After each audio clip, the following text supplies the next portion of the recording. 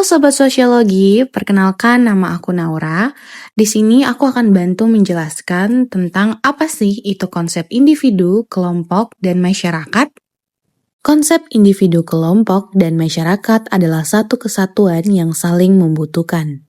Individu sendiri adalah unit terkecil dalam masyarakat yang tidak dapat dibagi, yang memiliki identitas, kebutuhan, dan keinginan yang berbeda dari orang lain.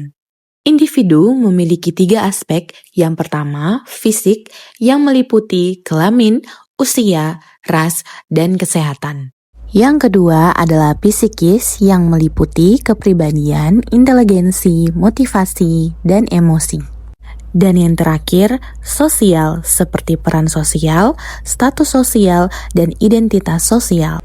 Nah, sahabat sosiologi, contoh kegiatan individu yaitu salah satunya kegiatan jual beli dan kegiatan belajar. Kita masuk dalam kelompok. Kelompok adalah kumpulan individu yang berinteraksi satu sama lain dan memiliki tujuan bersama. Adapun jenis-jenis kelompok yang dibagi menjadi 4. Yang pertama, ada formal, kelompok yang terstruktur dalam organisasi pemerintah dan perusahaan. Yang kedua, informal berdasarkan minat atau kebutuhan seperti kelompok bermain dan kelompok diskusi. Dan yang ketiga, primer, kelompok kecil seperti keluarga dan teman dekat atau sahabat. Yang terakhir, sekunder, kelompok besar yang memiliki hubungan formal dan impersonal seperti organisasi dan perusahaan besar. Beberapa hal berhubungan dengan kelompok yaitu keluarga, mengerjakan sesuatu secara bersama-sama, dan juga pembentukan komunitas. Nah, sahabat sosiologi, kita sudah mempelajari individu dan kelompok. Adanya individu dan kelompok, terbentuklah yang namanya masyarakat. Masyarakat adalah kumpulan individu yang hidup bersama dalam suatu wilayah tertentu dan memiliki budaya yang sama, memiliki struktur sosial yang terdiri dari berbagai kelompok dan lembaga sosial. Masyarakat dibagi menjadi 4. Yang pertama adalah manusia, yaitu adalah individu-individu yang berinteraksi dan membentuk kelompok. Yang kedua adalah wilayah, yaitu tempat tinggal bersama yang menjadi basis interaksi sosial. Adapun kebudayaan yang mencangkup sistem nilai, norma, kepercayaan, dan simbol yang menjadi pedoman perilaku anggota masyarakat. Dan yang terakhir adalah organisasi sosial, yaitu struktur dan lembaga yang mengatur hubungan antara anggota masyarakat. Sahabat sosiologi, ada beberapa contoh yang mencangkup dalam masyarakat, yaitu yang pertama adalah gotong royong, yang kedua adalah pemilu, dan yang ketiga merupakan adat istiadat yang dilakukan setiap daerah. Kita masuk dalam pengertian individu, kelompok, dan masyarakat oleh beberapa para ahli. Individu, menurut Soeharjono Soekanto, adalah unit terkecil dari masyarakat yang memiliki karakteristik dan sifat yang unik.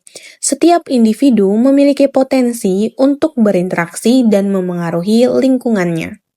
Dalam kelompok, Gergo Homans mengatakan kelompok adalah sekumpulan individu yang berinteraksi secara intensif dan memiliki norma-norma yang sama. Interaksi dalam kelompok didasarkan pada pertukaran sumber daya dan penghargaan. Dan yang terakhir dalam masyarakat, dikatakan oleh Ralph Linton, masyarakat adalah setiap kelompok manusia yang telah hidup dan bekerja sama cukup lama untuk mengatur diri mereka dan menganggap diri mereka sebagai suatu kesatuan sosial dengan batas-batas tertentu. Sahabat sosiologi, aku akan membahas tentang beberapa tipe-tipe manusia yang ada dalam individu, kelompok, dan masyarakat. Tipe-tipe manusia biasa disebut omnivore. Omnivore memiliki 3 bagian, yaitu introvert, extrovert, dan ambivert. Introvert adalah individu yang cenderung mendapatkan energi ketika berada dalam situasi yang tenang dan menyendiri. Mereka menikmati waktu sendiri untuk merenung, membaca, atau menekun hobi pribadi. Introvert seringkali digambarkan sebagai orang yang pendiam, pemalu, atau penyendiri. Nah, sedangkan ekstrovert itu adalah sebaliknya. Ekstrovert adalah individu yang mendapatkan energi dari interaksi sosial. Mereka menikmati berada di sekitar banyak orang, berbicara, dan menjadi pusat perhatian. Ekstrovert cenderung aktif, suka memimpin, dan senang menjelajahi lingkungan sekitar. Nah, bagaimana dengan ambivert? Ambivert adalah tipe kepribadian yang berada di antara introvert dan extrovert. Mereka dapat menyesuaikan diri dengan baik dalam berbagai situasi sosial dan memiliki karakteristik dari kedua tipe kepribadian tersebut. Ambivert bisa menjadi pendengar yang baik sekaligus pembicara yang percaya diri. Tipe-tipe tersebut kalian akan temukan di setiap orang, maupun individu, kelompok, dan masyarakat.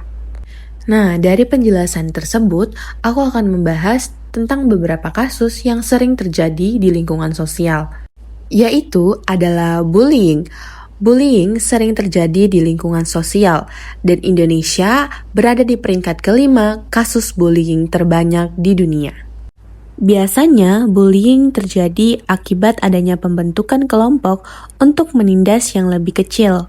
Contohnya, seperti orang-orang yang sulit untuk bergaul atau biasa disebut introvert dan orang-orang yang tidak mau mengikuti kehendak sekelompok tersebut. Nah, sahabat sosiologi, ini adalah beberapa kasus yang terjadi dalam lingkungan pendidikan, masyarakat, dan pekerjaan. Sahabat sosiologi, kita sudah mendengarkan dari konsep, contoh, dan kasus yang ada dalam individu, kelompok, dan masyarakat.